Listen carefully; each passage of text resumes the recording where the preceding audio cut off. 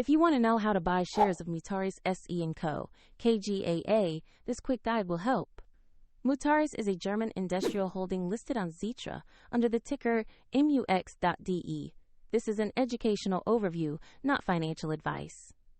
You need a brokerage account to buy the stock, so we use eToro as an example to show the process. After registering, you will be asked to verify your account with an ID and to add funds before you can place trades. Use the platform search bar and type the ticker MUX.DE to find Mutares SE Co, KGaA. Check the exchange and listing to make sure you located the correct stock on Xetra. On the asset page, review the basic company profile and the price chart for MUX.DE. Confirm the company name and exchange to ensure this is the correct listing before proceeding. To buy, click the Invest or Trade button, enter the amount you want to allocate, then carefully review the order and confirm. If the market is closed, the order may execute when Xetra reopens, and the platform will prompt you to add funds if your balance is insufficient.